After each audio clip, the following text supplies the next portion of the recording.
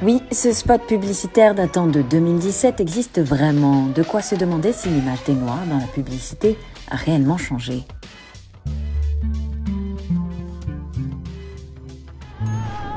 Même si les stéréotypes dans la publicité ne sont pas nouveaux et ne concernent pas uniquement les personnes noires, les clichés racistes sur les Noirs véhiculés en masse y sont nombreux et encore sous-estimés.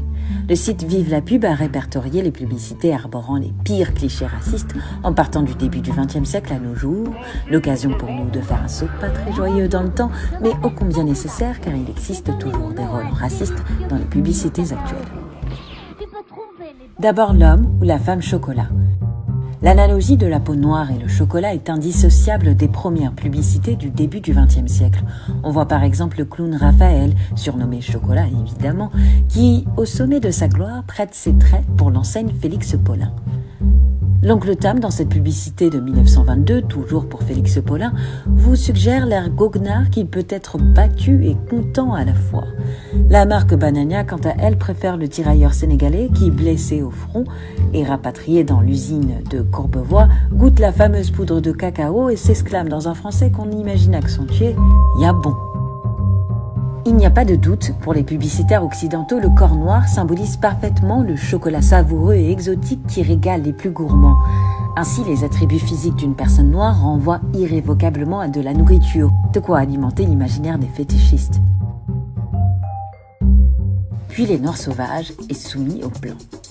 Vous êtes sûrement tombé sur ces images-ci où des noirs sont illustrés dans une position soumise au dominant blanc. Car le noir, il faut l'éduquer, le rendre plus blanc, mais pas trop quand même. Comprenez blanc égale propre, noir égale sale. Mais le noir est apparemment un dangereux animal qu'il faut apprivoiser et nourrir, c'est en tout cas ce que suggère la publicité de Freetime avec son slogan « À quelle sauce je vais manger le blanc ?» Oui, l'ambiguïté dans ce genre de pub se veut humoristique. Les aventures de Bamboula. Bonjour. Dans les années 80, les publicitaires rivalisent de créativité, si on peut dire, et utilisent des stéréotypes sous couvert de dessins animés pour vendre leurs produits.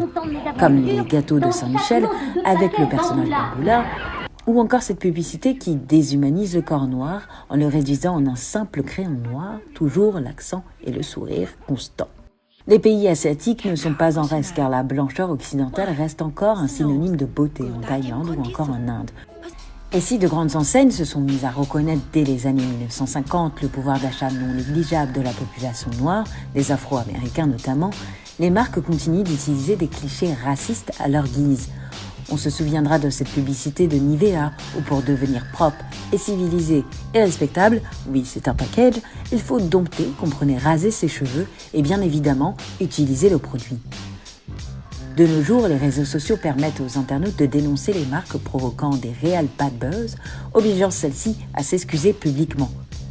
Dernièrement, l'enseigne H&M a fait apparaître un jeune garçon noir portant le t-shirt de la marque sur lequel était écrit « Coolest Monkey in the Jungle », autrement dit « le plus cool des singes de la jungle ». Une coïncidence selon certains, une énième publicité raciste pour d'autres.